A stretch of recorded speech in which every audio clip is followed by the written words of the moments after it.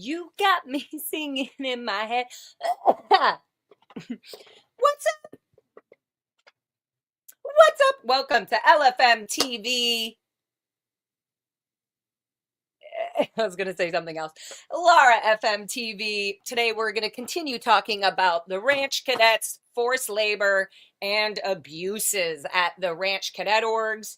This specifically is the Int Ranch Cadet Org in Castillo Canyon School. It was called Castillo Canyon School in Hemet.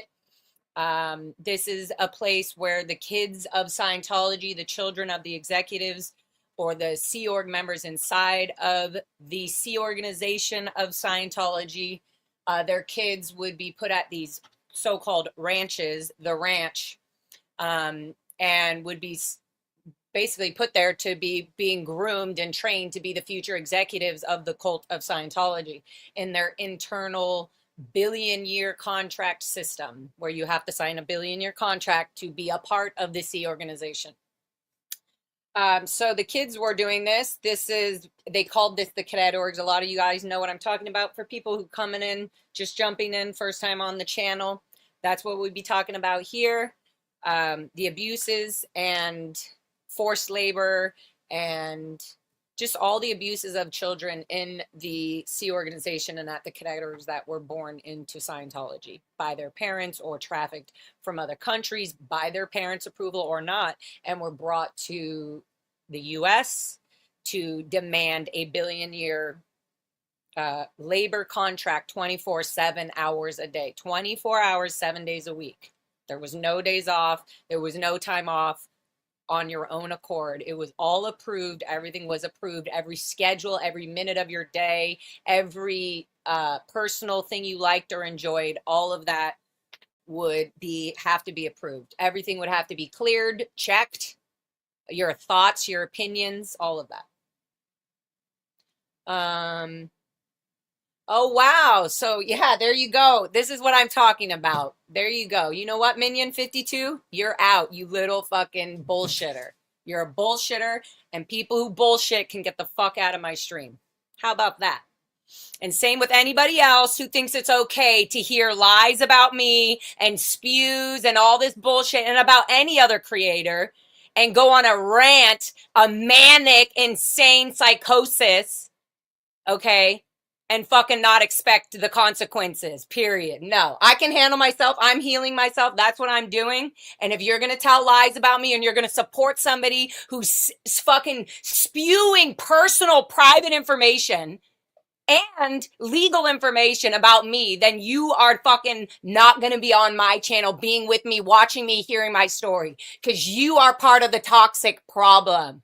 That is the point. If you're part of toxicity, that's fucking not making it able for anybody to heal in the community, in any of this community. If you're literally stepping on somebody's head while they are drowning and not helping them to get better or come out of it, then you can get the fuck out of my life. You literally can. Because all you're doing is triggering and literally exercising the thing that doesn't make me a good person.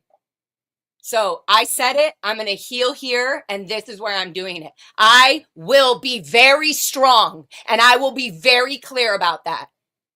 Period. Period. Auntie M does support me, was supporting me. She just texted me. In fact, I'm going to read it. She said, I'm going to be in LA during what dates? August 3 to 6. What are you going to be doing? Gee, what's the reason you're coming to LA? Cool.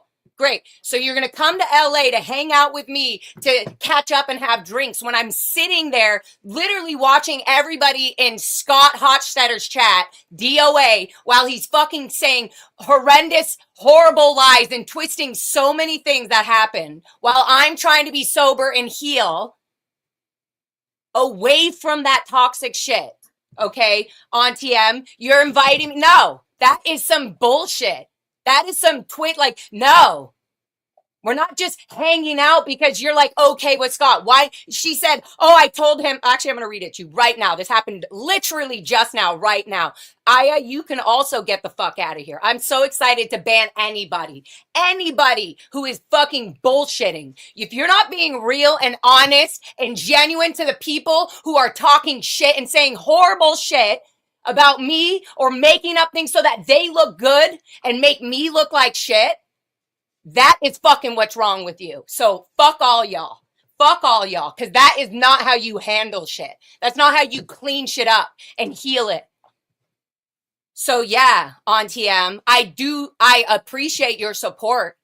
But no, will I be going to hang out with people that are associating with somebody who is literally trying to make me do worse in life? Period. And same for other people, trying to make them do worse. Not to better them. Not to give them love and support in a time that they absolutely need it, but the exact opposite. So yeah, Auntie M. Hey, sorry for the late night text. That was last night. I'll be in LA 3 to 6. Let me know if you're free to meet up for a drink or something. Heart. Sure. Why didn't you text me that right in the middle of when Scott was saying multiple times on multiple streams? I'm healing myself so I don't react like this, so that I don't blow up and get angry like this. I have been dealing with so much, period. Full stop. This is the only place where I'm able to get through this, okay? This is the only place right now. I've literally been on the hunt for a really good therapist that I can have here in LA. I've met a few online. It needs to be an in-person thing for me. I'm going to a group therapy soon. I'm worried about that. I hope it goes well.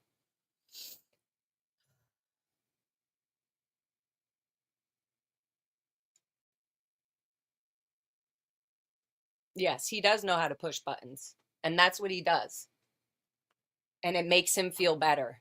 That's what he feels. It doesn't make you feel better, Scott, to talk fucking crap about everybody. Maybe for the minute. But you just going worse and worse. And you're right, Auntie M. I won't read it. But you should understand how I fucking feel. You should understand where those words are coming from. And I'm allowed to be blunt and honest with you. So why can't you do that for somebody else who's literally making things so much harder for me? And look at him now. I didn't know literally until the night before last night. The night before last night, when I was going off to work in the morning, that there was this whole bond going down, like whole deal with trying to get rid of or trying to revoke Scott's bond. I'm not okay with any of that. I never once, ever wanted ever for Scott to go to jail. Ever. Still don't.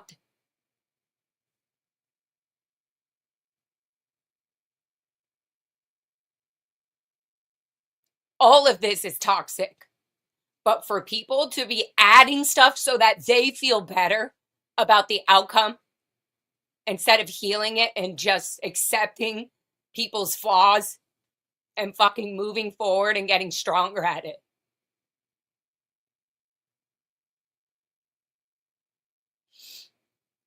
So no, don't fucking say you're here supporting me and that I have your support in all this.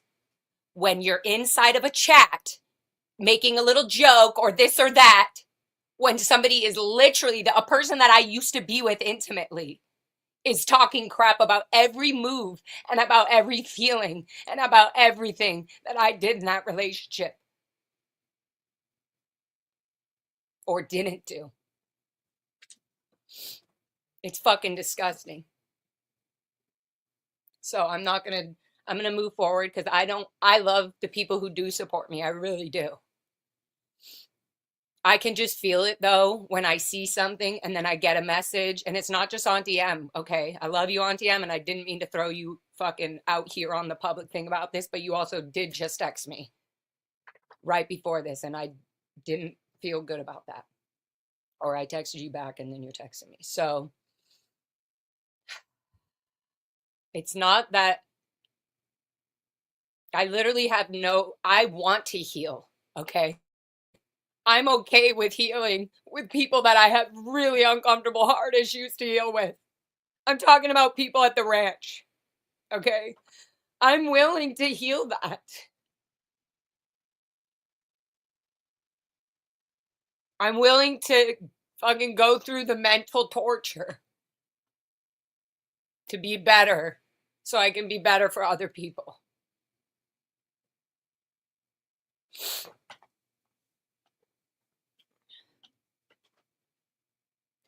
But to trash on somebody and to make it harder and harder for them is not how I'm going to do it. That's not what I've been learning. That's not how I've learned what real love is. You don't attack people and go after them and after them and after them and see how strong and how much they can hold up. And then not say anything about it directly to the person when you're there. In the chat.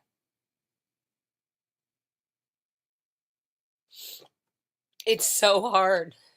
And the other thing is, Scott was somebody that I really cared for. We were really in love. Even for whatever and however fucked up time that was.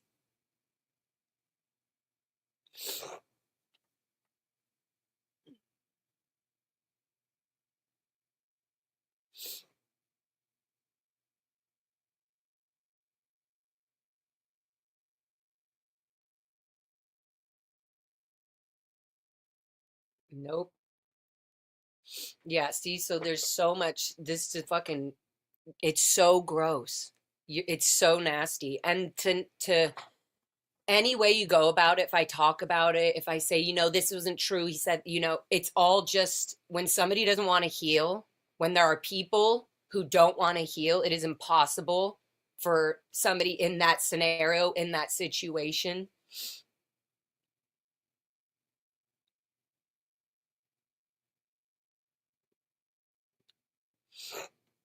Yeah.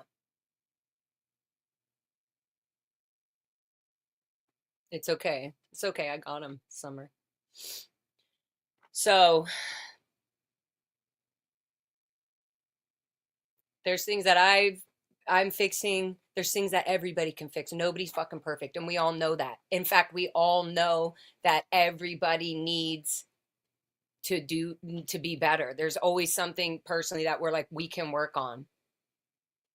There are things that Scott is doing and the way he responds and reacts to things over the last year and a half, 2 years, yes, that I've clearly had issues with. That me and him, he's even said it, that we weren't able to talk about, that I would just shut down and not speak to him because I knew it would just turn into an argument or a fight or a disagreement or an upset, or he'd be sad or I'd be sad or whatever.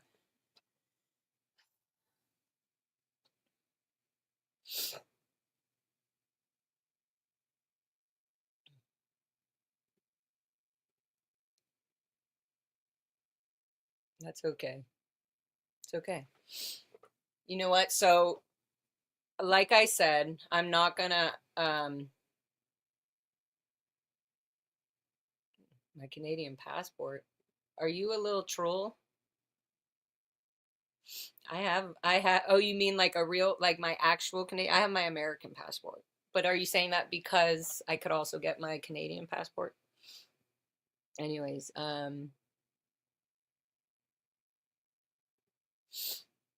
yeah, so the only way we're going to be able to hear this is, I mean, to heal any of this is to like be able to go, I'm going into it with what I can do to be better. And if somebody's coming at me and saying all this shit and my reaction or my response is to be angry or throw back their shade or whatever it is, I'm not going to do that.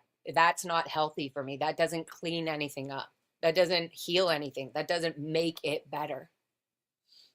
So if it's coming from anywhere, yeah, I am going to also block toxic fucking idiots. Come in. I'm so excited. All you toxic little people, come in so I can literally ban you. It just makes it easier for all of us, okay? So yeah, if you're not adjusting your behavior or the way that you're treating other people because you want to hold on to something and then not apologize after you realized you weren't telling the truth or you were leading something on that wasn't the case, if you can't do that, no, I'm not going to be a part, and I'm not going to answer to anything that's going to be turned and twisted to continue the toxicity, because that is definitely what is wanting to happen, right? Somebody wants that to happen. So, and yeah, let me clarify this. Were you pricked by a needle or not? So I'm at the encampment. Scott is telling me in my ear, oh, Becky, bringing needles or whatever. She brought the needles, and I have to go to the encampment we're there. This is the day we're setting up all the tents. And yes, one of the homeless people there had been helping to set up the tents, Greg, and had been blowing up the mattresses. He was going too slow, or he fell asleep or something in the tent. He could have been high. I have no idea. I went to go finish the tents because Scott was like, the tents aren't even done, all this shit.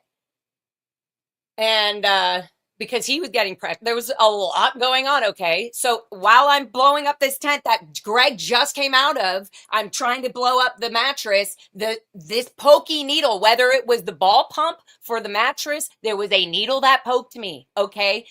A few days later, when me and Scott were privately talking about the situation and everything that was going on, I said, oh my God, I'm worried. I just realized that I got poked. I got poked by a needle. And I've started freaking out because I thought, was that a meth needle? I was like, I got poked by a needle, and I didn't think anything. I was just trying to blow up the mattresses and the tents and get them all situated and finish it. But I did get poked by a needle. So whether it was the ball pump needle or a clean whatever needle, I don't know. I did get poked by a needle. And what was going on in that scenario was there was so much going on that, yeah, it did scare me. And I did say that did happen. So I hope that clarifies that truthfully. And then now later, I'm hearing that Scott is saying that he lied or said that Becky didn't bring needles to the tent. Why is he not saying that now? Why did this all lead up to this? Scott, this is what I was literally saying. Can you clean this up with Becky? Can you handle this with Becky? Instead of all this. And you're mad at me for that now. You're fucking... So, yeah. That was the whole thing. So, Becky, if you're hearing it, that was going on in my ear. And that is what happened in terms of the needle poking me. Okay? And I said that very clear to Scott. Scott, did you assume that it was Becky's needle that poked me and made the whole thing? Did you do that? Did I not tell you it could have been the mattress needle? It could have been like a ball pump needle? I can break down every single one of the things that you're trying to say or whatever.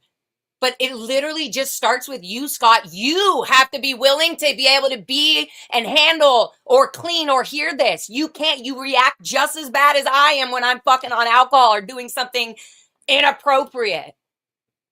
How is that cleaning anything up? How is that healing anything? What does that do? We're just going, now you're in court. Now you're fucking the bond that I helped you. You can say I didn't help you do anything. I was never there for you. Wrong. Another lie. I don't need to defend him in public when he is the one creating the toxic shit, truthfully. I don't care. And the shit he didn't do. And the shit you know what? I'm not going there. I'm literally not going there. I did look for it. I did look for the needle after, and I couldn't find it. It popped out as I shook the freaking mattress. Yes, Amy, a relationship is supposed to be private. whatever relationship that was. So I'm working on that myself. I've also had past relationships where I was fine with alcohol, fine, but actually that alcohol was being the suppressor for both of us. So we both weren't addressing the problems, and the alcohol would kind of make the relationship okay. So yeah, it is private. And this is why I have to address myself. This is why I have to take care of myself. I cannot sit here on a screen going back and barking back at everybody's crap about their mixed ideas or what Scott's putting in people's minds or spaces, which is not true. Or he wants to only tell a part of the truth and not the whole thing. Scott, you need to focus on your fucking cases. I do not want you going to jail. I have never been a part of anybody trying to put you in jail. I stopped taking chats from Rib Guy fucking months ago. And you keep bringing him up and everything as if Rib Guy and I hang out all the time. I fucking don't even speak to Rib Guy. I don't even know his real name. Is it Kevin? Is it Kelvin? I don't fucking care, because everything you've brought into this has been toxic. If people are going to be like, oh, get away from this, no, I'm going to go through my life. And if you come into my space and you're being fucking toxic and not healing if this is what's going to happen where I get worked up and nothing gets healed, then you're out. I have to heal myself. I only can be better at what I can be better at. I can be better by healing, and I can be better by actually going through this and talking about it, not arguing and trolling people and spitting fucking crap all over the internet. It doesn't heal shit.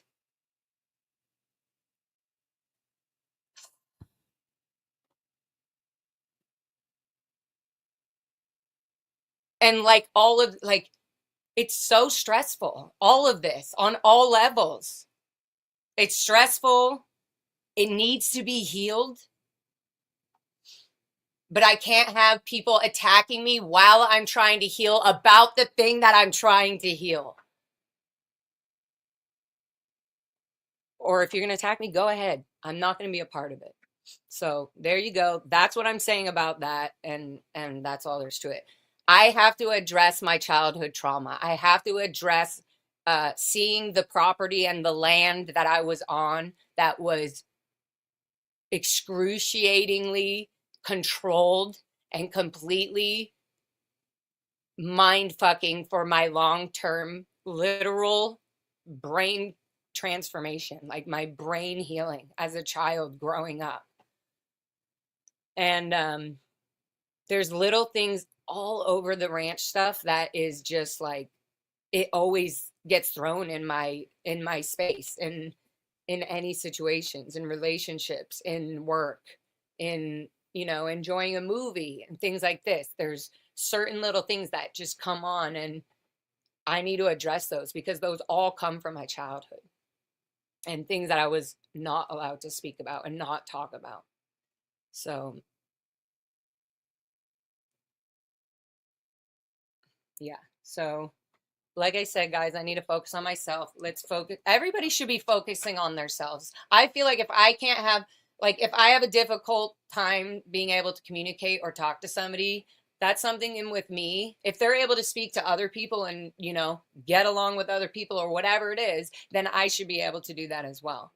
And if I catch myself where I'm getting angry or negative, or I'm texting Auntie M back something that I feel hurt by, and it's not, coming from a place where I'm just using my words and saying how I feel, then I need to be able to, to have those tools and to be able to have that strength and not have it ripped away from me, or feel that it's being pulled away from me, to heal to give somebody else like a closure or whatever it is. Like, no, this is like, we all need closure, and we're the only ones who are going to give it to ourselves. You're facing things head on, and it's honesty, and that is both painful but curative. Yeah. Yeah. So that's that. So if y'all are lurking to go respond back to Scott, go do that. Go do that. Get out of my chat. Watch me if you want. If you're in my chat, you're going to be banned. That's what I'm working on. That's what I'm supporting. I do not support Scott going to jail. I never have. I've literally done so much to keep him out of jail, to get him out. All of us, all the people in his chat have raised money and helped raise money every time he went to jail or whenever that was an issue. I've never, ever, ever, ever wanted Scott to go to jail, and I still don't. So let that be on the record. All right. We're going to heal from that. I feel like if I'm going to bring that up, it's going to be in my next therapy session or with somebody who has experience in this situation, in my situation, in my healing, in my health. So yes,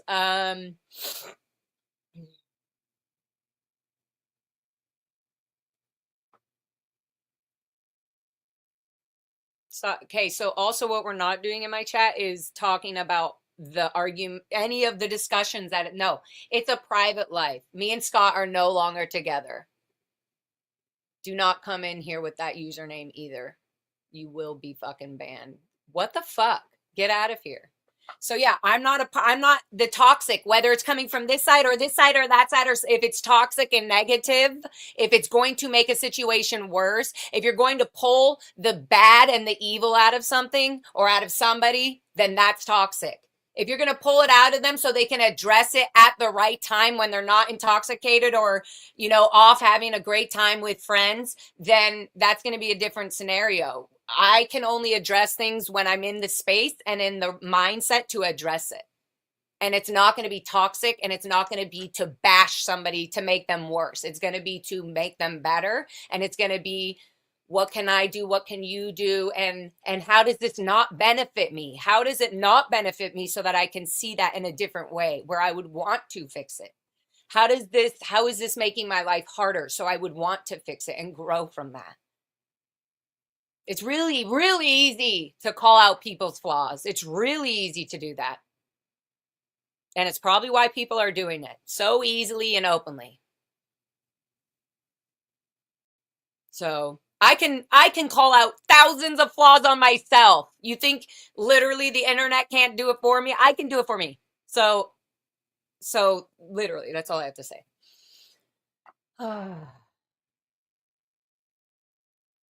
Yeah, it's disgusting. Anyways, okay. So we're going back. That was how long were we just on that? 20 minutes, 25 minutes. So today, welcome back. Welcome back to this episode. I made some healing tea and turmeric.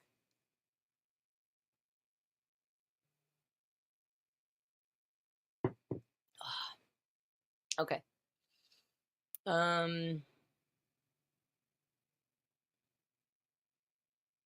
Yes, it's very deliberate. So deliberate toxicity is fucking nowhere in my world for me.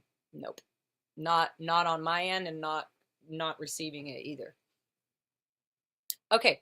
So guys, the last time we were talking about the some of the ranch stuff and the work and all that stuff that we did, we stopped in the middle of basically the natives. There was 2 natives that I was talking to, and they were asking all kinds of questions, and I totally forgot that we had even had this like conversation.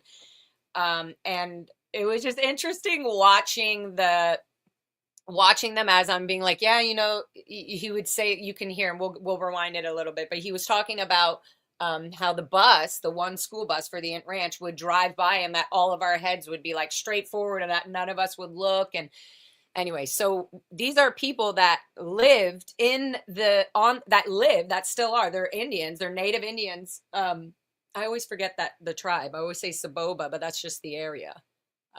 There's an actual tribe that starts with an L. But so these were the kids of the natives at that time. And so it was just interesting having this like almost like connecting the dots of being like, oh, so you guys were the ones throwing the rocks, or your cousins or your friends or whoever were either throwing stuff they knew what we were talking about. I was literally like, oh yeah, yeah. So we'll go from there. I'm gonna pause it. I'm gonna talk about different scenarios or situations inside, like where what work jobs were being done, who held what jobs at what time. It may sound repetitive, but that was the ranch. It was literally repetitive continuance of either work, Scientology studies, the schedule. Everything was always the same. Every Saturday, every Sunday was this. And that's also another thing. I'm going to make a little note about that. I wanted to, while we go through this, I wanted to talk about, where's my pen? I wanted to talk about like the schedule on a weekly basis, Monday through, I guess the week for a cadet Sea Org Scientologist begins and starts Thursday at 2 and after 2. But I wanted to explain like what each, oh, thanks, Rocks in a Box. You have so many of us behind you. I hope so. And if I don't, I accept the ones I do have. I really do. I accept the ones I do have. And I am willing to heal from any situation as long as also the other person or people are also in that same position and on that same stage where they can accept and I can accept, and that they are allowing me to accept my faults instead of demanding me and telling me what I did. I need to be able to like internally feel it and hear it to fix it. Because a lot of our lives, we were forced to have to hear something to fix it or to make it better. We were forced to hear what we did wrong, whether we did something wrong or right. So I do have like a deep, like definite loyal and love and care for my friends and even for my family, like period. But it has to be on this healing. It's toxic is too easy, sadly. Toxicity is too easy. And being loving and nice is also super easy, whether we see that or not. It becomes hard when it becomes manipulative. So toxicity is hard, and love can be hard when it's manipulated. And I always feel like that's not love. I feel like we have this idea that, oh, we love something, but if they don't do this or they don't feel this way when I give them this or when they say this, then I'm not going to love them anymore. I'm not going to love them like that anymore. Yeah. So I just feel like it just feels like it's so bad. To me, it's like I don't want to do that. I've been doing that with my mom and dad and my brother, and I just am so full of like hate and upset and anger, whatever you want to call it, just from not having that stable family environment or non-family. I don't know, just being in an environment that could have been better. So I'm working on it daily, and I've been doing, I feel stronger, but it's also a lot. It's been just so hard. I feel stronger and I feel like I'm doing the right thing, and it feels good to be putting my energy in other places than the things that I've always been bad at, or you know what I mean? So yeah. Like all this work we did at the Inn Ranch. Sorry guys, I get all mucusy when I get teary eyed. Thank you, Erica Super Pup, for my turmeric honey. You're literally a lifesaver.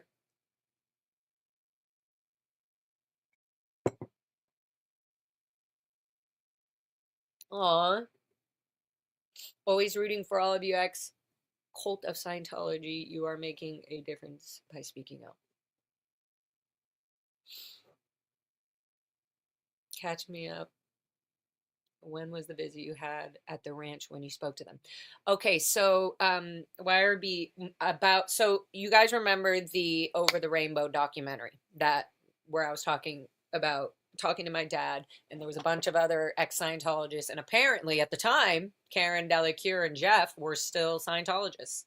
I didn't know that. Even watching the documentary after and everything, I didn't really know any of that really until Steve Mango and I were just talking about it not too long ago. Thank you. Um, okay, so where was I? Oh yeah, so we did the documentary, and part of that documentary, when I was doing it, it was supposed to be about the Int Ranch and the cadets, and it was going to be about the kids and the cadets and just our life. It was going to be all of this allegedly into one documentary, which obviously is, now looking at it, it's really hard to even put all of that into a documentary. Anyways, long story longer, this is the extra footage, some of the footage that was not put in the documentary. And I mean, we had filmed hours and hours and hours of me and him for over 4 or 5 years. Definitely within 3 years, we were filming so much of me just talking and talking. So this, even talking to you guys on YouTube about all this, isn't the first time that I've been trying to deal or address, even to look at the childhood of Laura Megan Anderson. Um,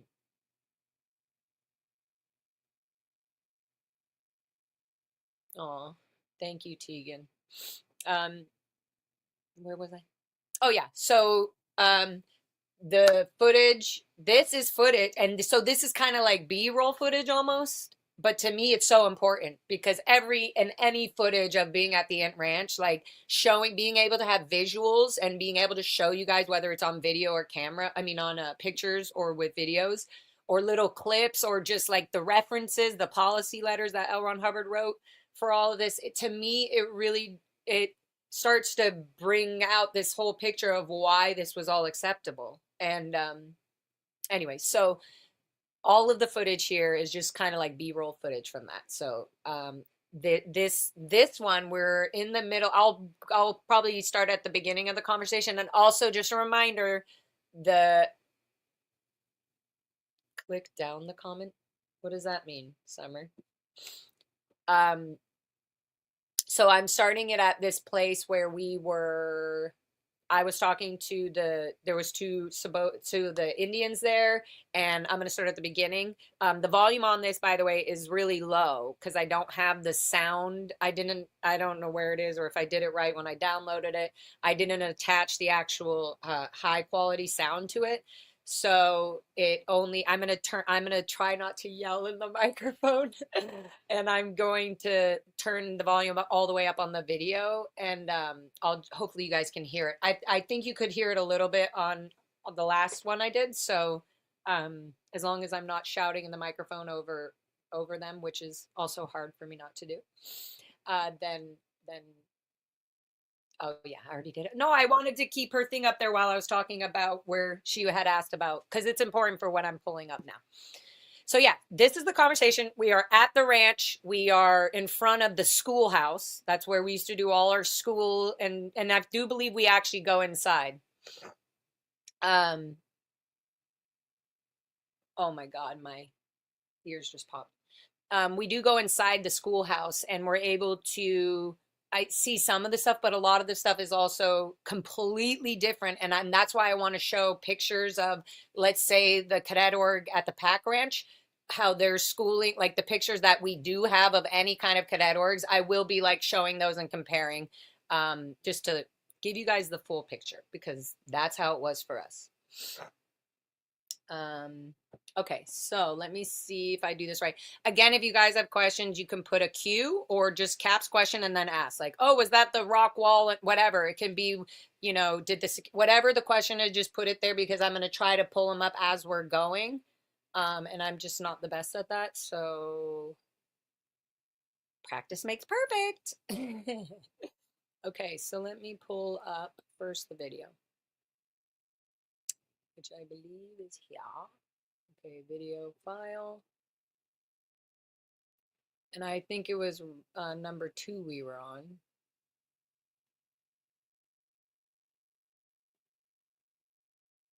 Okay, it's opening.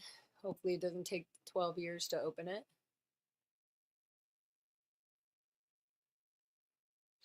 Okay, we'll see. Oh, maybe I should have. Actually, you know what? Let me cancel that. Sorry, guys. Sorry.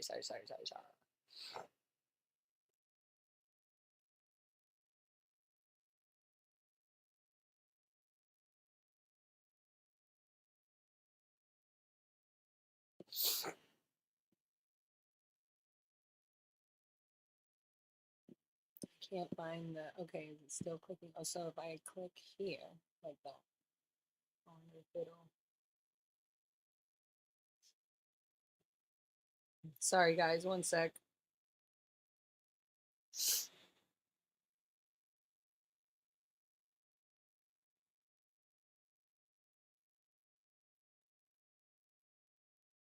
Oh, okay. Okay, so yeah, if there, somebody just said that the mattresses were like automatic. I mean, they were like pumpable, like they are did them. They pumped up by themselves. They had their own thing. So I guess it was just, I don't know. That's what I'm saying. I was just saying what the needle was. It was a needle, whether it was a sewing needle, whether it was a mattress needle, a ball pump needle, a clean freaking whatever needle, meth needle, then I'm not saying that none of those can't be true. I'm just saying I was poked and pricked by a needle.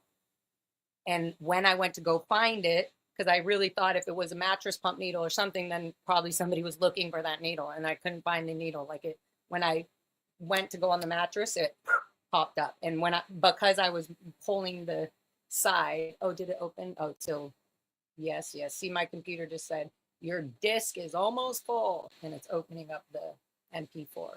So hold on while it's like halfway through. So just to clarify that, whatever the needle, there was a needle in the tent that I was putting the sheets over the mattresses, over um, the pumped up, blow up whatever mattresses, and it pricked my finger. And then I went to go find it. And because I wasn't thinking it was something more serious, I just thought, okay, I can't find it. I'm going to continue putting the things on. And that was that.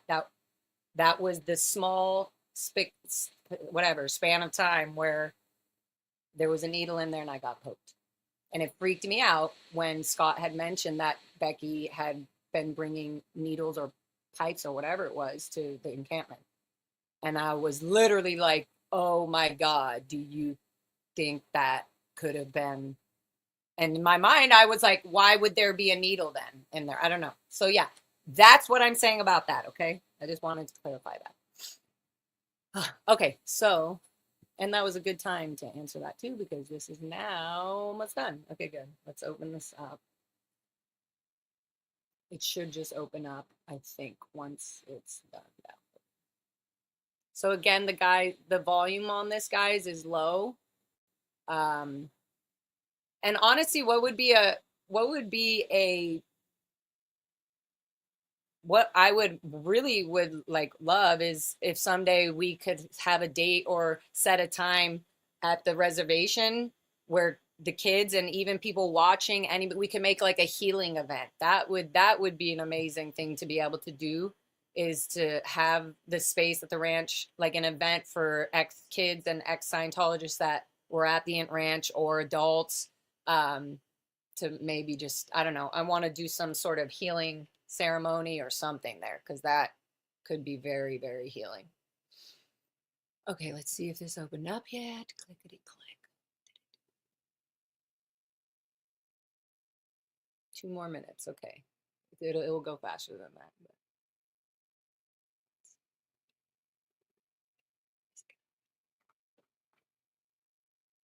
So when that one finishes, I'll upload the other one. So that Y over. Oops, sorry.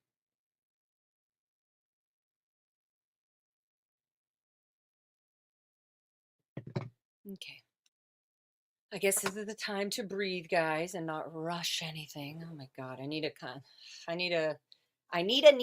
No, I am letting that energy go, and I'm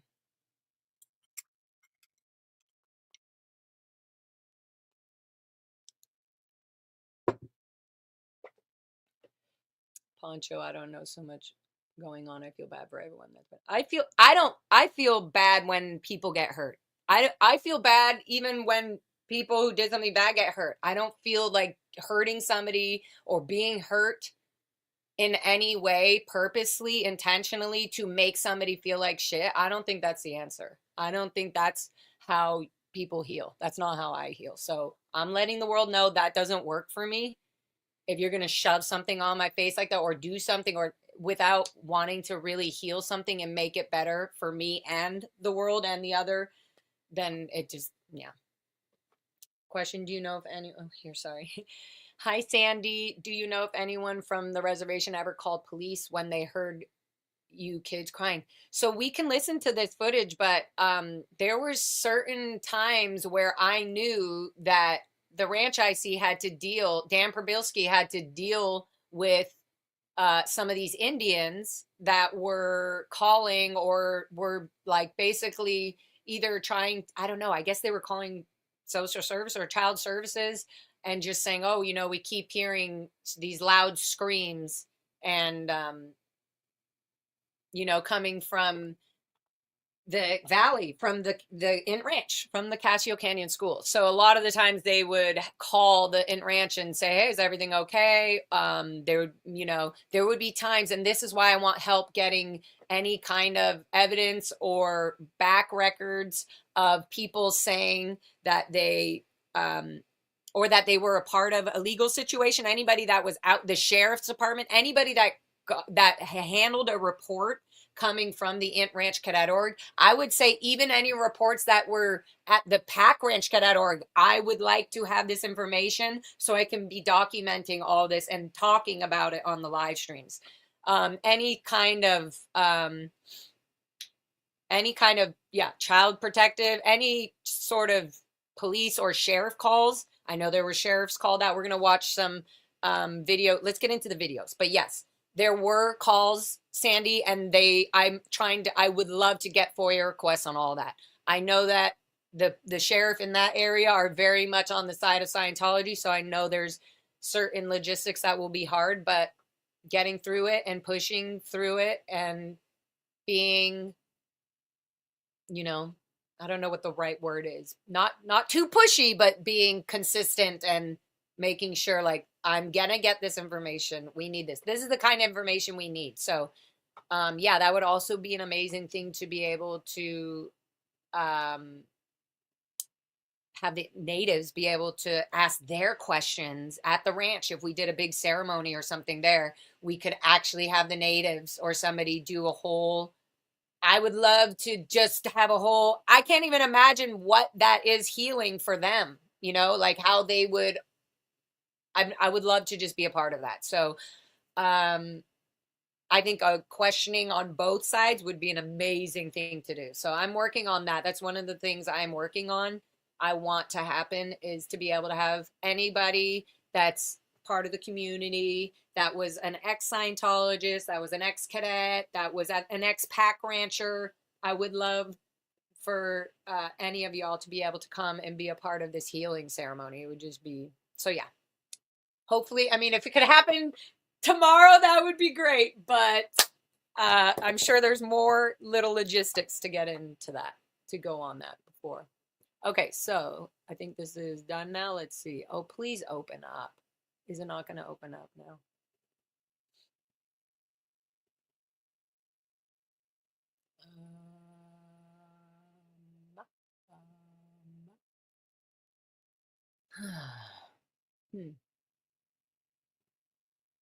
I wonder if guys, it literally says my computer's so full. Okay, here, what if I move? Sorry, guys. What if I move this one to the trash? Move to trash.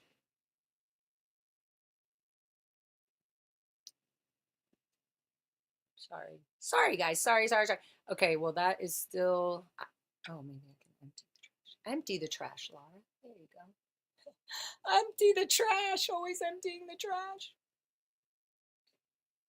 Does the police have council meetings there? I don't know. That's a good question. I would call in and tell them about themselves. Yeah, I don't know. Amy, I'm not so smart. I don't know. I would drive up there, honestly, to be a part of that. Scientology facts question: was Tony Probilski at the ranch with Dan? No, Tony was not. His wife was not at the ranch. Dan Probilski lived in the Campbell house. That the security guards and the ranch like guy adults would live at the Campbell house. Okay, let me ask any more of your guys' questions. Those are good questions. Also, while that's okay, if that's gonna keep loading, I don't know what else to do here.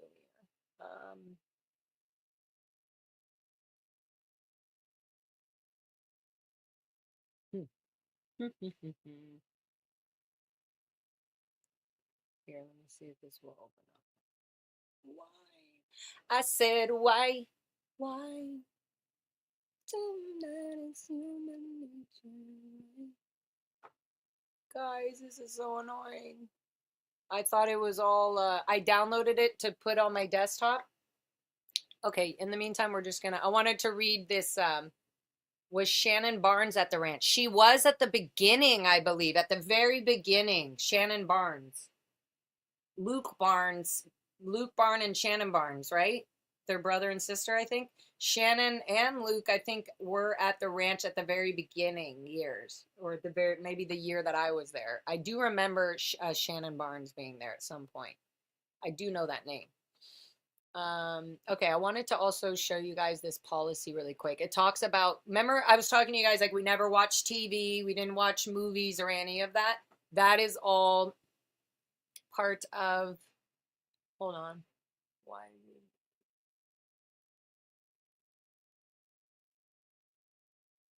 Mm, yeah, I did. Okay.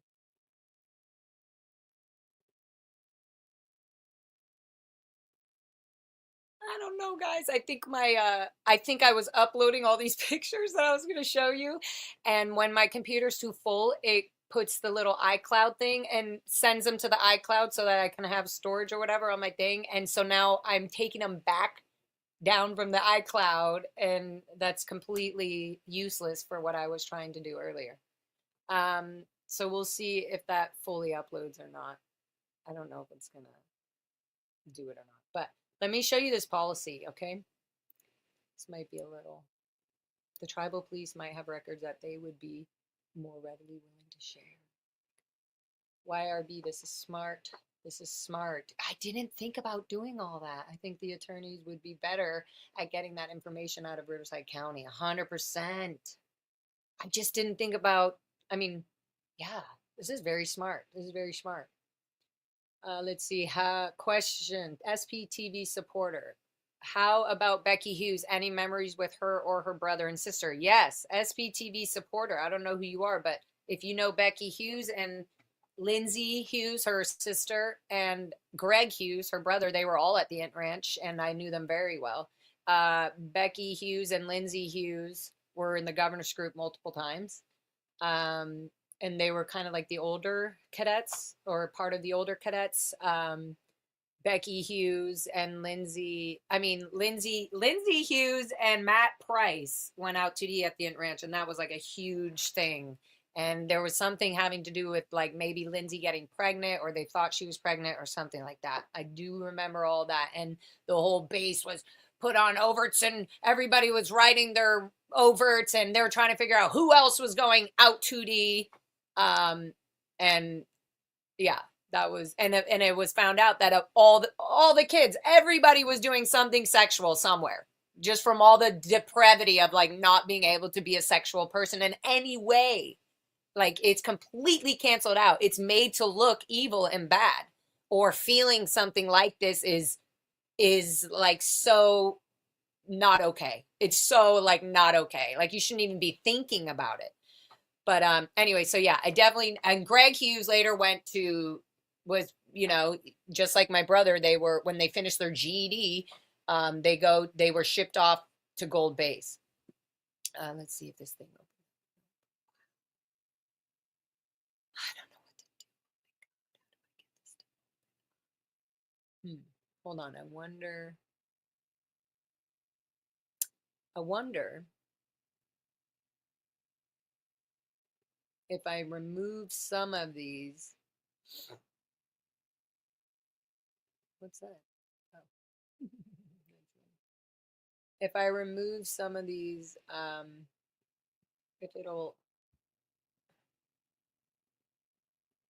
oh, sorry guys. Okay, so yeah, that's I'm trying to get this video going, but I don't know if it's gonna do it, and my whole plan is gonna be failed. So So yeah, I did know Becky, Lindsay, and Greg. Greg went to Gold Base after, was in CMO or something for a bit, and then was put in the galley, which most people end up in the galley at Gold Base at some point or another.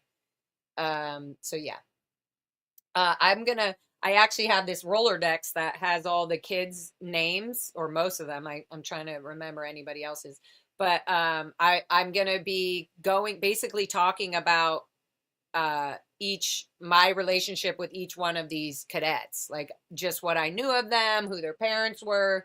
So if there's family out there that's wondering, or they're like, hey, whatever it is, at least they get some information on their niece, their nephew, their whatever, maybe their own kid, but at least they get that memory or the time or the knowledge. Like maybe they don't even know who their niece is or how they are because their Sea Org mom has kept them away from all of that. Yes, end of session is the key. Wow. Yes, time to move on and heal, learning, and loving. Yes, is the key. Yes, it's just outside of Hemet and Gilman Hot Springs. That's correct. In fact, YRB, if anybody wants the address for the Casio Canyon Ranch where it was, to see what police meetings or whatever are in that area, the address is 33755 Casio Canyon School, or that Casio Canyon Road was the address. And I had to remember that from marching all the time and remembering to do that. I can't figure it out. The city to see if there are meetings. Yeah, we'll figure it out. That would be really cool. Okay, let me show you guys this reference. And it's basically about, I always wondered where this came from. Oh, I guess I can share screen for this one, huh? Huh. Huh. And it's this one. This was about, oh, this one is where they came up with these rules about no TV and none of that and why. And obviously we all agree, like, yes, too much TV for kids or whatever is not good for anybody. It's not good for kids. It's not good for anybody, but especially children just being stuck in front of their TV all day long. And also, I believe reading just a part of this, I haven't read this whole thing, but reading a part of it, it's just 2 pages. I could see where they were like how they put it all into everything. They said no more movie watching, no, unless it's an upside award, because we should feel lucky that we're watching TV because it's actually not good for us. In the same way, I should feel lucky that I can be able to afford a drink to drink it instead of worrying about the effects of it, right? It was like, that's a weird comparison, but to them, it was like TV was the black propaganda of Scientology and the Sea Org, which it kind of is, because it gives you other intentions and ideas and artists, the outside world, how movies are made, things like that. So our attention would go, obviously, and anybody who has kids knows that TV can be very addictive, obviously, to children. And a child could try to sit in front of their TV for many hours a day and they would be fine with that, but it's not good for them. Okay, so this is another thing they have. They do these technical division directive. Cadet, it's CEO, Cadet Estates Organization Technical Division Directive. And this is 1993, guys, July 1993. So it took them all the way till 1993 to make this rule about the TV and all of that. Hold on.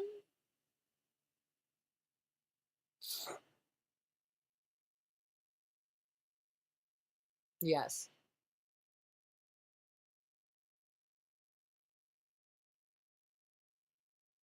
Oh, wow. Okay. Okay, so here, let's read this. So it says children and movies / TV. Remember, so the only time we were allowed to watch movies at the Int Ranch and even the Pack Ranch, it was like an Upstat Award once a week. They would have a Upstat Award movie. I believe it would be on Friday nights or Saturday nights after the cleaning stations. It would be one of those nights. I remember they'd always be like, oh, yeah, you keep cleaning. And I'm like, oh, where did everybody go? Oh, they went to the Upset Award. Okay. Out rudiments, yes. Out rudiments is such a weird phrase. I know. Your rudes are out. Okay, let's read this. Over the past month, it has become very apparent on the Apollo Training Academy. That's the ATA right here by the blue building. Or is that the CEO? Did we ever figure that out? Over the past month, it has become very apparent on the Apollo Training Academy delivery line that students were found restless, out rudiments. Oh, that's where you got that. And not studentable, especially right after the weekend. So the weekend would be the time that they would be hanging out with their parents or, having sugar or whatever, right? The weekends, especially after the weekends. Saturday night cookies.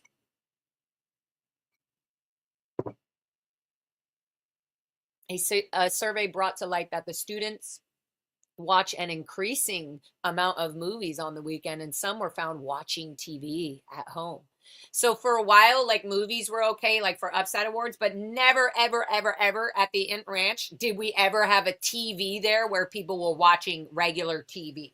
There was no such thing.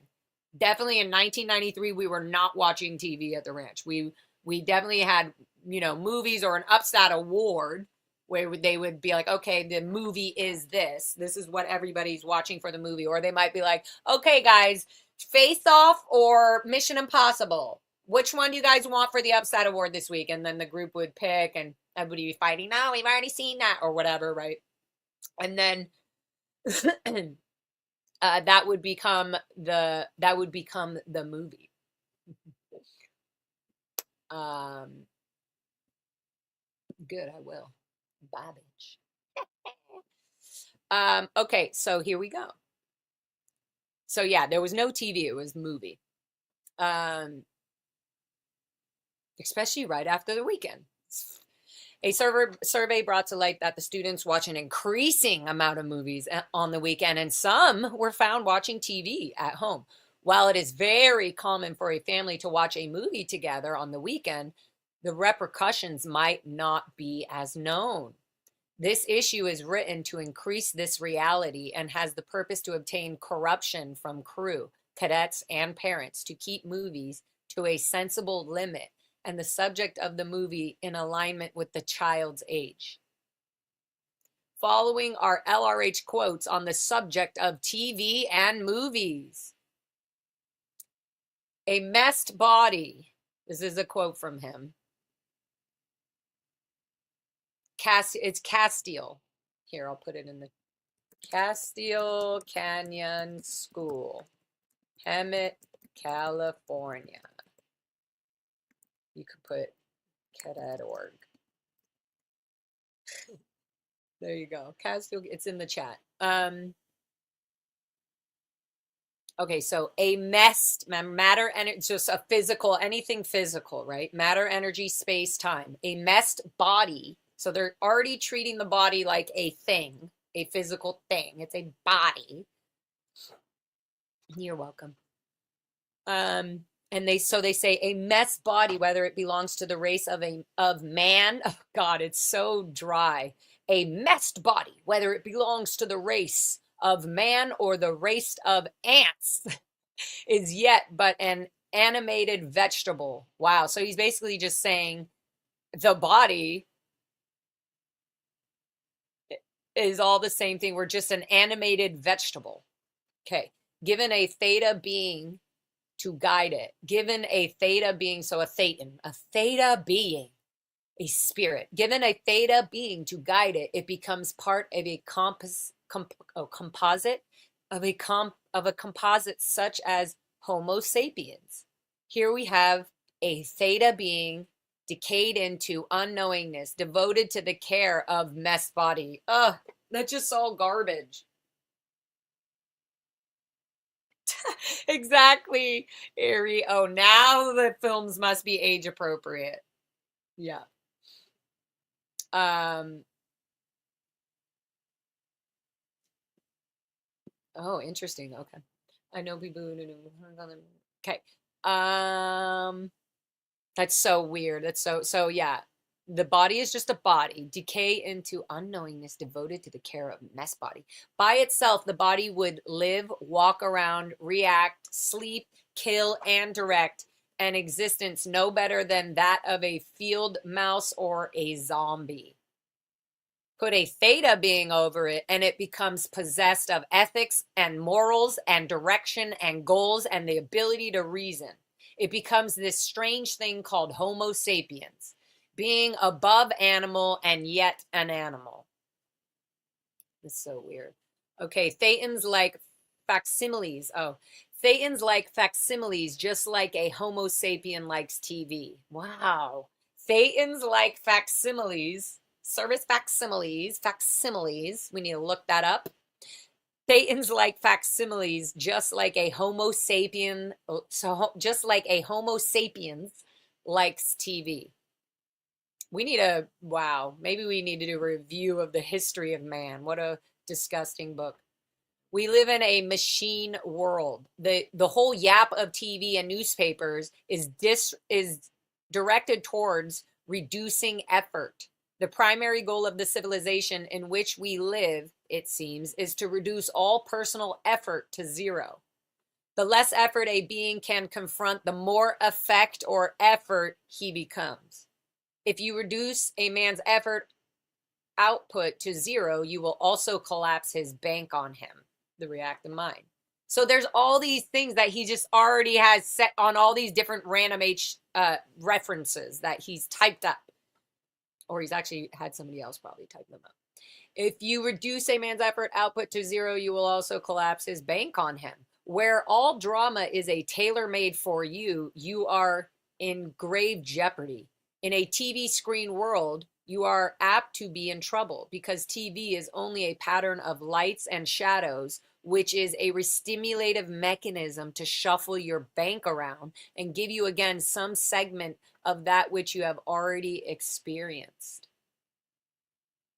Because TV is only a pattern of lights and shadows, which is restimulative, which is a restimulative mechanism to shuffle your bank around and give you again some segment of that which you have already experienced. Here are some examples of what we have experienced over the year as a result of the added picture fixation. That's what they're calling it. The added picture fixation. Are you guys keeping up? On life support, not vegetable, like green plant. No, I think he refers to vegetable that way and a vegetable like the green plant, because he was doing e-meter experience with his electronic e-meter. He was doing weird experiments just with the e-meter on plants. So I'm wondering if that's kind of where he came up with that concept.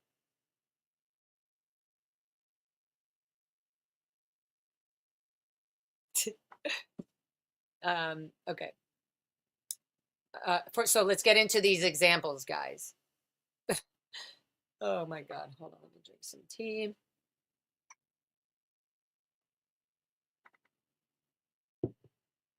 Example 1. A 10-year-old boy fell out of the top bunk at home, injured himself, and needed 10 stitches. The incident occurred after he had watched Total Recall. Oh my God. Oh my God, guys. I love that movie, Total Recall. And now I understand why they weren't letting me watch it. 1993, no more Total Recall. Oh my God. Okay, let's read that again. A 10-year-old boy fell out of the top bunk at home, injured himself, and needed 10 stitches. What was the reasoning behind this? Because he watched Total Recall. The incident occurred after he had watched Total Recall with his parents after midnight. When interviewed in qualifications, he stated that he had been out rudiments, was tired while watching the movie, and when he went to sleep, he was bothered by horror pictures. He tried to get away, in his mind, quote, when he fell out of his bunk. So that is why they're telling them no more TV. Example 2, and oh, can I just, let me see if I'm able to add a picture of what, let's see if I have it. Actually, I'm just going to text it to myself so I don't have to think about it. Hold on, let me text you guys really quick an idea. Oh, you're welcome. Where's that picture? I wanted to show you. I almost used this as the thumbnail actually, but then I was like, people aren't going to know what that is unless they were at the Int Ranch, which some people watching this definitely would know. But okay, let me show you. Actually, I'm going to send a few of these so you guys can get the idea. This. Was that it? Oh yeah, this. I don't know if I showed you guys all of these, but I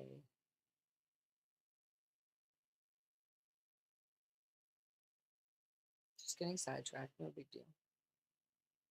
Okay, send. Thank you guys for listening. And I'm going to do this. I'm going to be doing this more. I'm going to probably do one more of this today. So, and also I'm going to do a little protesting later on as well. So if we don't get to the video because it won't open up on this one, I'll do one in a few, like in an hour or so, and we'll go from there. Let's see if those pictures come in. Did it? It's going to take a little bit. Okay, good. Okay, so let's finish reading this, and when it comes, I'll show you. So I was just trying to, I guess I was trying to show you the bunk beds. Oh, actually, let me show you this one. This one came in. Yay! Boom. Let me copy all these. Copy and paste. That would be funny if my computer was so full it wouldn't even let me paste those photos. It wouldn't be funny, actually. It's not funny. It's not funny that I can't play this. Okay, let's let those do this thing. Okay, let's go back to this. Sorry, this goes over. Oh yeah, let me show you this really quick, guys. Let me show you at the Int Ranch. Image file, perfect. Our bunk beds.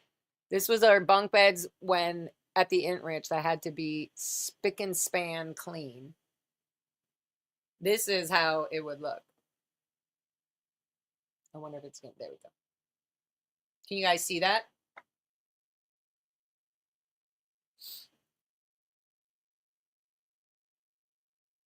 Yeah, exactly, antics.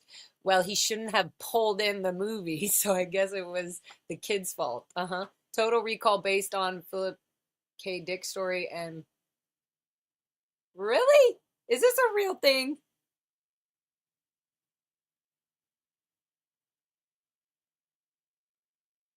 Interesting. Is that a real thing, Tim? It's the dumbest thing I've heard. Yeah, like the tomato. And I'm going to show you guys some plants where this was north. So this was the dorm, guys. This was our dorm. We had to varnish those dressers. All the cadets did that. This obviously is a PR photo. And at a certain point, actually, we were not allowed to have like stuffed animals like that on our bed. And definitely those flowers were put in there to make it look more caring and gentle. And same with those little, whatchamacallit here. Same with the flowers, the little animals, all of that. The vacuuming, we were literally sweeping the carpet in all the dorms with a broom. Because vacuuming, I guess, was too expensive because kids just can't seem to not break a vacuum. Exactly. And why, yeah, antic. That might have been why the kid fell out. Not because there, wasn't a railing there by the bed. Not because they had three. By the way, this picture you're seeing was before the fire department came. There were 3 bunk beds stacked on each other. There was literally 3 bunk beds on top. There was a 3rd bunk bed on top of this. So yes, Scientology facts. We called it chicken picking. They literally said, chicken pick the floor. They would literally call this chicken picking. When we didn't have the vacuum, we didn't have a broom or something, they would say, okay, chicken pick. And there would be like 5 kids Or in the schoolhouse, there would be 20 or 30 kids, and we'd all be on our hands and knees chicken picking at the floor, picking up all the particles. Okay, so I just wanted to just show you that so you get an idea of what they mean by why did the kid fall out of their dorm, out of their bed? Because they weren't with their parents. That's the fucking truth of it. Okay, example 2. That was example 1 with the bunk bed, all right? He tried to get away in his sleep when he fell out of his bunk bed. That's the solution. That's the reason, because they were watching TV. Okay, so number 2, example 2. An 11-year-old girl was brought in qual. The qualifications department is number 5, division 5, and they handle the cramming, training, and like qualifying somebody for a job or a position, the post title, or correcting them if they messed up on a technical issue or whatever. And it's called qual. They call it qual. Are you going to qual? You better go to qual. At the Int Ranch, qual was up by the basketball court. It was that little basketball court, which I can show in another photo. But yeah, I'm sure you guys have seen, so you guys know. Okay, so an 11-year-old girl was brought in qual Monday morning. She had, that would be today, Monday's today. She had an infection around her mouth covering half of her face. The infection appeared overnight. When asked what she did the day before, she stated that she had been on Liberty, on Libs, that's when she had a day off, and went out to a movie. She could not remember much about the movie except the one scene when a bomb went off and the huge cloud reached into the sky. She could not remember much about the movie except the one scene when a bomb went off and the huge cloud reached into the sky. This scene scared her. When this point was later addressed in auditing, it was found that the infection was a result of being restimulated by the movie. You see how mental this is, guys? This is a physical infection, and they're saying that at this point, it was later addressed in an auditing session, that the reason that she had the infection was the result of being restimulated by the movie. Is that not insane?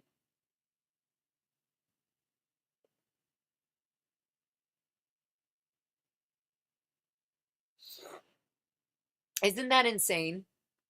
I wouldn't BS you. Total Recall is based on the, no way, wow. We can remember it for you wholesale. Wow. Interesting. Okay. DK Canada. Remember LRH's past as a bad sci-fi writer? I think some sci-fi writers were amazed when he invented a religion that made millions. He did state that he could invent or start a religion as he did. Well, yeah, because he knew what he saw where all this manipulation and control was going, and he couldn't help himself but do something with it. He had to do something with it. Okay, let's finish reading. This is, I think, the last, yeah, this is the last page, and then hopefully I'll get this video thing going. Okay, so she was, that was example 2. Okay, again, because of the movie, she was stimulated by the movie. Example 3, Monday after lunch, a 8-year-old boy reported to qual with an upset stomach. Tired, oh yeah, under qualifications is also the medical, MLO, medical liaison office. So sickness, cramming, training, certificates, qual checking, qualifications checks, all of that, examinations, all happens under the qualification division. So, hold on. I think I have to sneeze one more time. Yep. Thank you, guys. Sorry, I should have muted. Okay, he has, blah, blah, blah, blah. Oh yeah, okay, so Monday after lunch, an 8-year-old boy reported to qual with an upset stomach, tired and generally not feeling well. He also had been in a fight with a fellow student earlier in the day. He was put for a rest in isolation, and after 3 hours of sleep, he ate and his body roots were in enough, and he was willing to have a calm cycle. Woo! Guys, he was willing to have a calm cycle. God, the amount of times I heard that as a kid. Are you willing to have a calm cycle? Are you willing? No, we're not willing. We aren't even willing to be here at the ranch. Why would I be willing to have a conversation? But calm cycle specifically. Okay. He was put, so because they let him rest, he was isolated. So they let him rest for 3 hours and then gave him something to eat. And his body roots were in enough. His rudiments, they're calling exactly rudiments. They're just saying that because before you go in session to do your rudiments, check your ARC break, your rudiments, you need to make sure all your rudes are in. Part of that is checking are you tired, hungry? I mean, did you eat? Did you sleep? Are you well rested, well fed? And is there anything that is disturbing or present time problems or current things that would not allow you to go into the session? So he was put for a rest and ISO, and after 3 hours of sleep, he ate and his body roots were in enough. He was willing to have a calm cycle. It was found that between Saturday and Sunday, he had watched a total of 5 movies. Sunday, he was on liberty. That's the day off with a friend and had lived off of chips, soda, and crackers. The last movie he watched at the friend's home till 2 o'clock in the morning. Well, that's what you would do if you were deprived and starved of fun and movies and snacks and sugar. You would literally be like, I would rather get no sleep and stay up all night doing this. Example 4, during a social calm cycle with a parent, the parent mentioned that his 6-year-old son had gone out to watch Terminator 2. And he took it like a man. While the nanny is wrestling with the young man who refuses to go to sleep because he is determined that there are monsters in the nursery. Well, probably because there were human monsters. The above are random examples, but not isolated cases. Some children go more and faster effect than others. However, it is not the question if the child will go effect or not. The question is what is best for the child per Ron. Let me read that again. However, it is not the question if the child will go effect or not. The question is what is best for the child per Ron. One of the best ways to put a child on a happy road is by offering them a little education. Interest them in the real world and try to interest them in a hobby in which they can learn to use their bodies. Let them choose the hobby and let them show how proficient they can become. Teach them walking, tight ropes, or how to fry eggs. I didn't learn that. I didn't learn no tightrope walking or frying eggs. The world isn't a bunch of selective subjects that someone writes down in a book. This is the business of living. And if something is especially interesting to the child, that's the thing to teach. And then once you get them once you get them listening to you, then you start teaching them things they don't want to learn. They don't. And if they don't do that, what happens? They get it sent to the out ethics group or sent to the governance group or sent to ethics. Going out to a park, to the beach, or learning something at home is much more beneficial for your child. And I'm sure you will benefit from some extroversion too. Extroversion is just you're extroverted, you're outward, you're outside of your body, you're not looking in your mind, you're not in your reactive mind, you're extroverted. So one thing he even says on the end of this here, going out to a park, that rarely happened, okay? Maybe when we were at the CEO and ATA it happened more, but still rarely happened. But he says, going out to the park, to the beach, or learning something at home. What do you mean by home, Mr. Lafayette Ronald Hubbard? Home? What's home? The Ant Ranch? Our dorm? Where do we learn? How do we learn something at home? Okay. This was written by Lieutenant I forget what the BVT. Gabrielle Huber. She was in previous references as well. Commanding officer of the CEO. Gabrielle Huber was the commanding officer of the CEO, authorized by the LRHCOM CEO for the Church of Scientology, Western United States. And remember, I was telling you about these like copyrighted things here at the bottom. And then they have this grateful. This is 1993, right? This is when they got their tax status and all that. 1992, they were fighting for all that. But they here at the bottom, grateful acknowledgement is made to L. Ron Hubbard Library for permission to reproduce selections from the copyrighted works of L. Ron Hubbard. HCO and Scientology are trademarks and service marks owned by Religious Technology Center and are used with its permission printed in the U.S. Why was this not all up on references before 1993? Okay.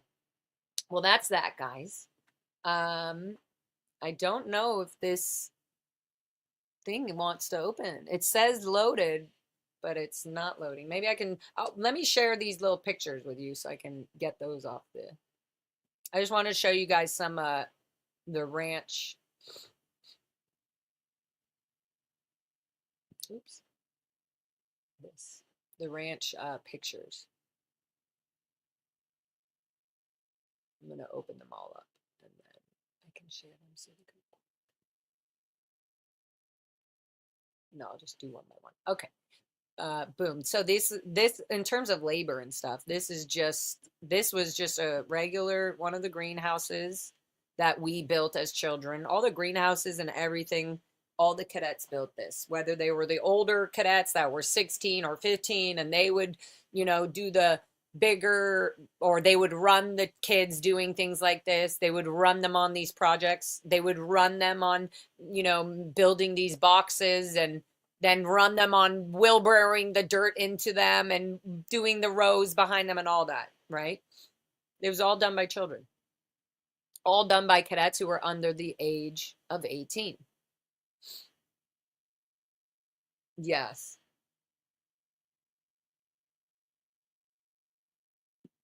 Okay, let's look at, yeah, so this was hard day's work right here. Hard days of work.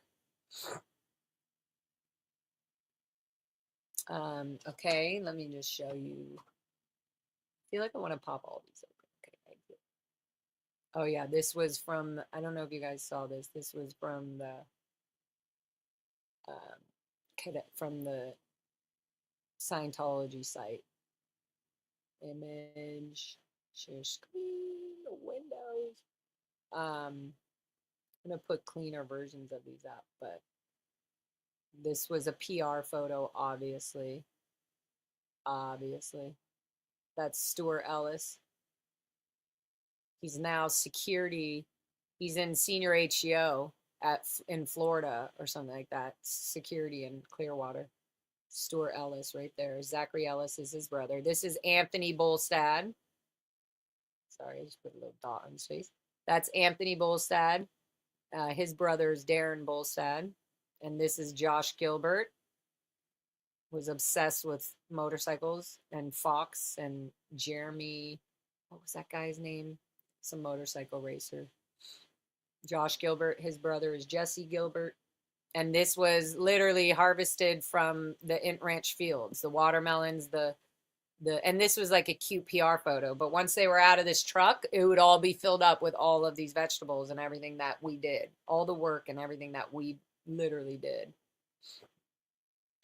While being at the Int Ranch. Okay, move to trash.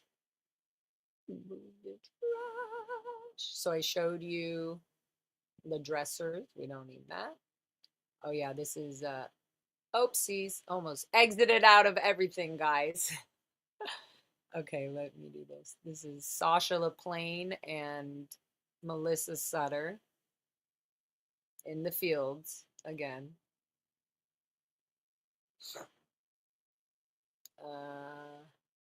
In our magical fields. There's Melissa Sutter. I'm sure Mike Sutter is her dad, I believe. And a lot of people at the Gold Base knew the Sutters. but yeah, Melissa Sutter, and she had an older brother who may have had a different last name. I'm not sure, but this is Sasha LaPlane. Sasha LaPlane. Her mother was also, she was an executive, I think, in CMO. I'm not sure, but yes, Sasha LaPlane. And those are string bean plants, guys. We would literally be picking each freaking string bean out of these things. Let's try to find a string bean here, right there. No, is that a string bean? Is that a string bean? We would be picking all the string beans and filling up our shirts. Literally, we would have oversized hoodies or sweatshirts on. I'll show you another picture of how we used to do that. And we would just be like filling our whole shirt up or our sweater full of string beans. I don't know why we just didn't. I guess sometimes we had buckets and stuff like that, but it was just easier to pick them and I don't know. It was just when you're doing some forced labor, you just do what you do. You just do what you're told to do. Okay, I want to show some of these other ones. Oh yeah, this. Sorry guys. Oh yeah, here's a picture of the kids having I think these are tomato plants or something. It reminds me of that research image.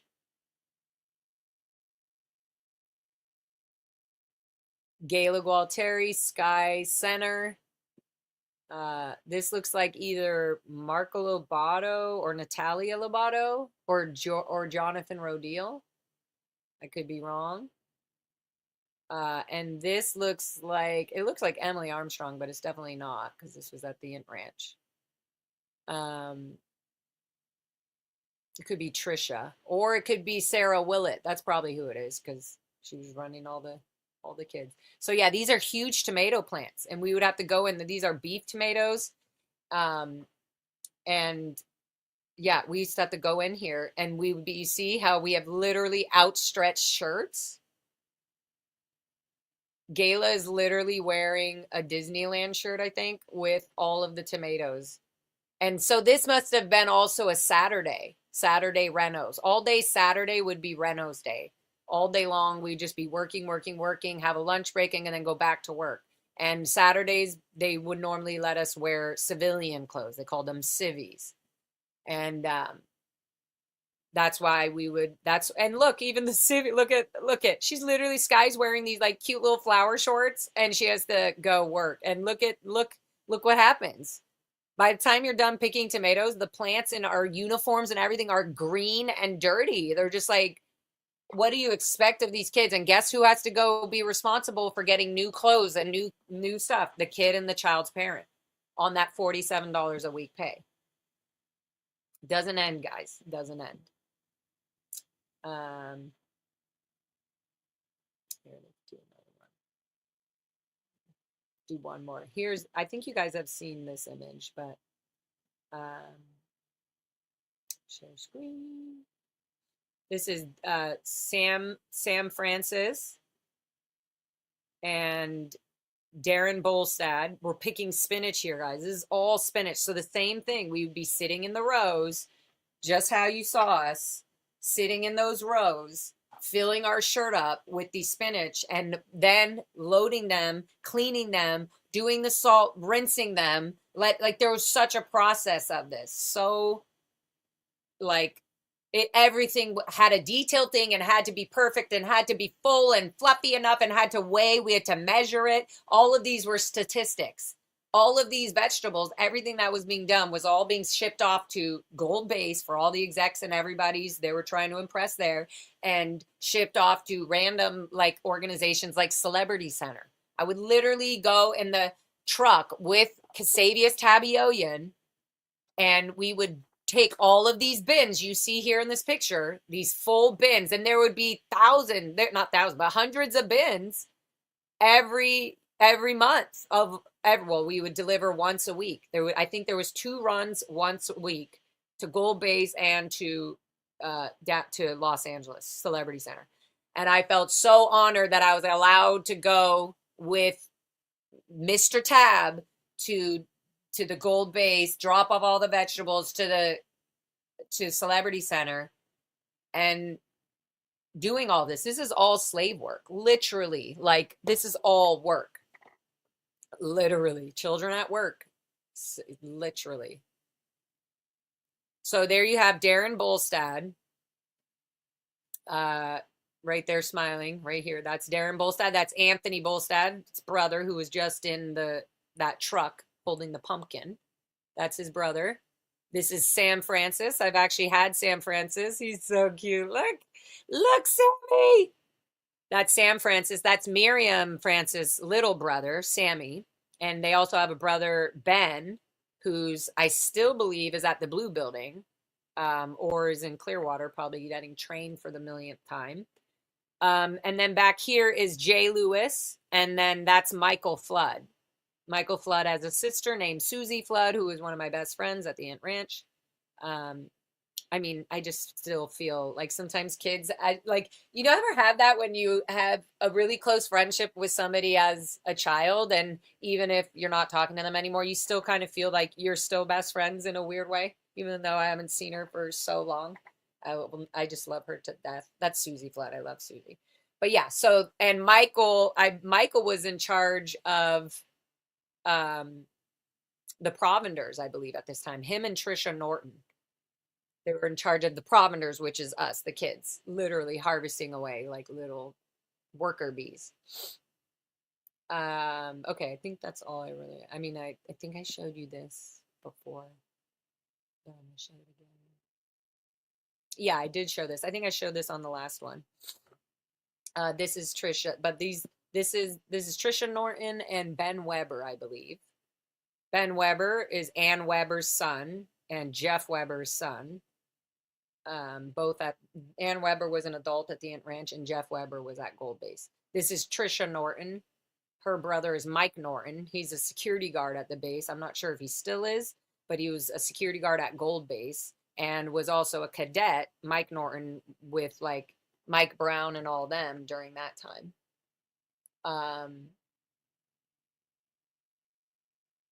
Yeah, it's bad. So this was one of the gardens and vegetables that were by the horse corral, that they were trying to convert, which later they converted into an orchard. You saw that picture of all of us planting the tree, right?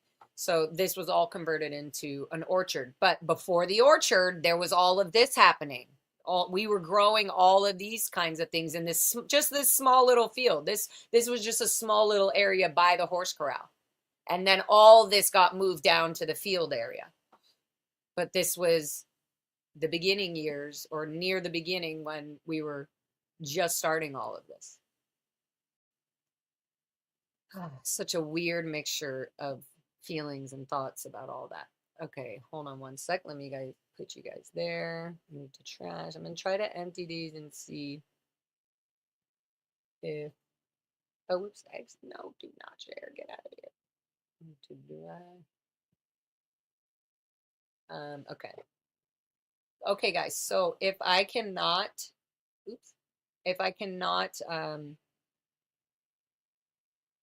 open this video, what is this? Oh, never mind. Okay, let me put that. Let me put this into the trash.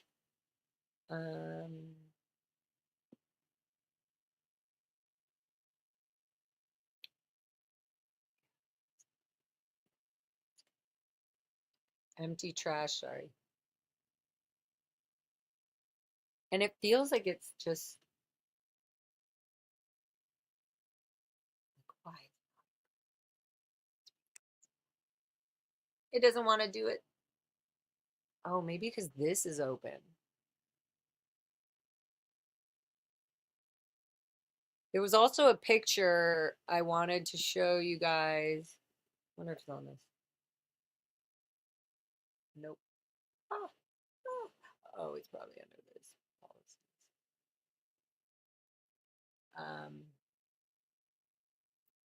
Yeah, see, it still has a little bit more to go. It's like it has a tiny thing to go. I'm not gonna blame myself for not doing it because I had it already, and then I just allowed it to go into the iCloud instead of staying on my desktop. So there goes that. There goes that. I wonder if it's not going to do it. Um, Sorry, guys. All right. I don't know if it's going to allow me to open it. So I wonder. No, it's not going to, because then it will just pull it off and go.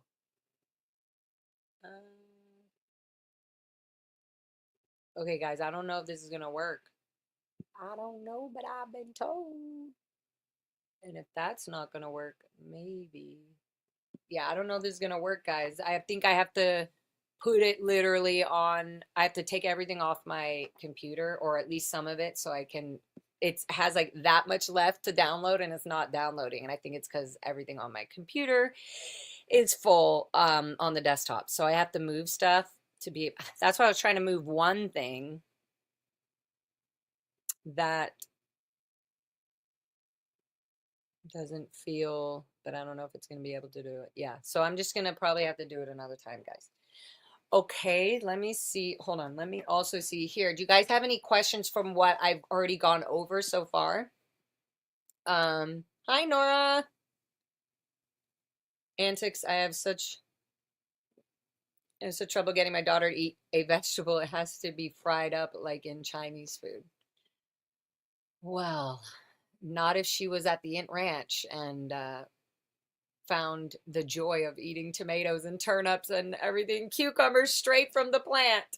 It was the yummiest thing ever. And if you were deprived of sugar and all this, it felt like, oh my God, it was so yummy.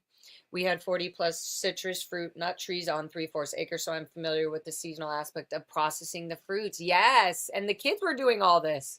We dried some of the fruit during the summer. We also dried, we made apple chips. Yep.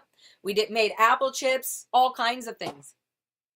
That's so weird. I totally forgot about all of the apple chips and all the different kinds of apple chips, because we had all of these things, and we weren't allowed to have any of them. They were for the executives. You're eating from the executives' funds. That's what it felt like. It was always like, I ate the executives' vegetables. It's so wild. It's a lot of work. Pruning, the painting, making sure the trees don't die from sunburns, things like that. Yes. Farm kids do a lot of labors on farms, but we still got to go to public schools and lived with our families. I feel for you. No one protected you kids. No real home to feel safe. No, and no home. No home. The ranch was just a big property, as you guys can see. Well, as you can't see, because I can't get this video up. Yeah, so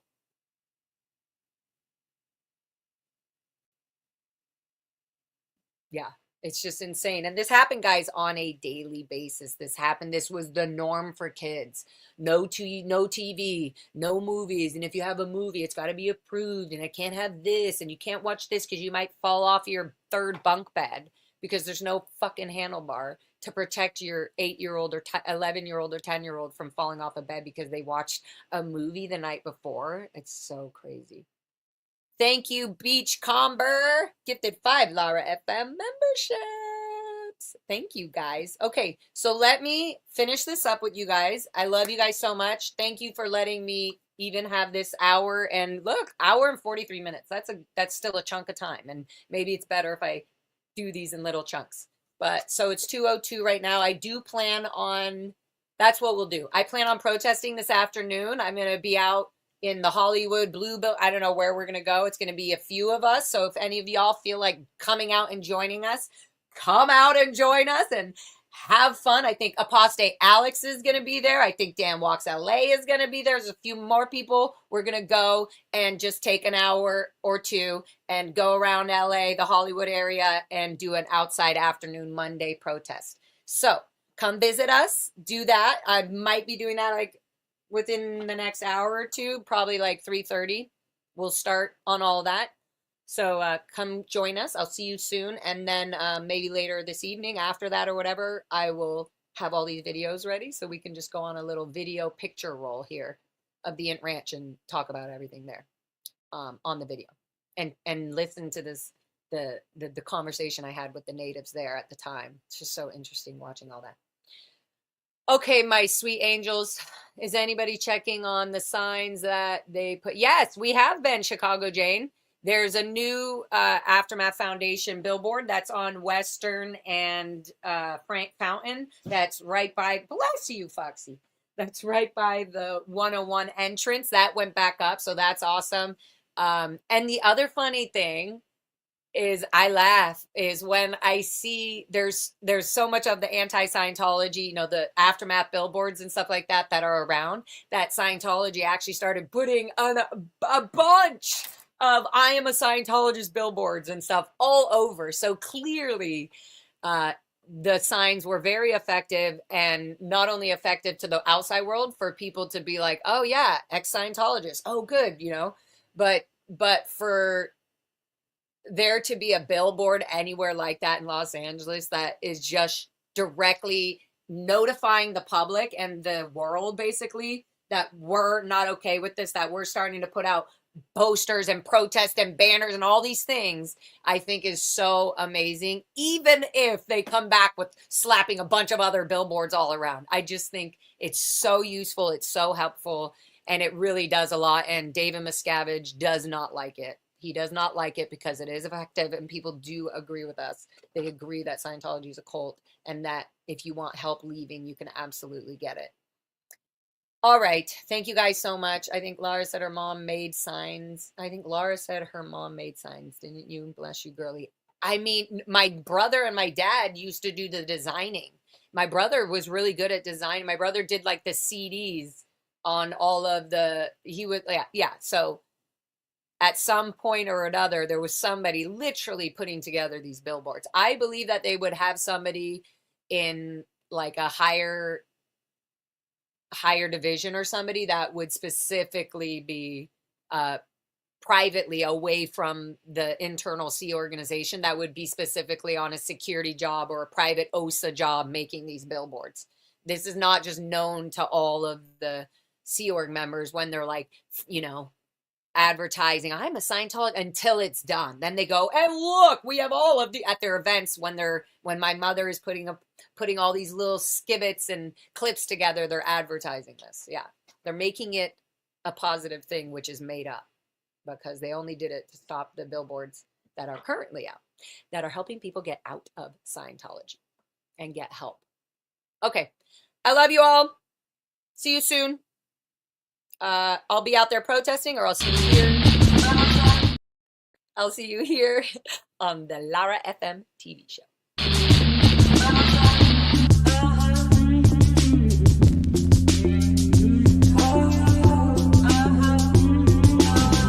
Somebody is searching for the right child.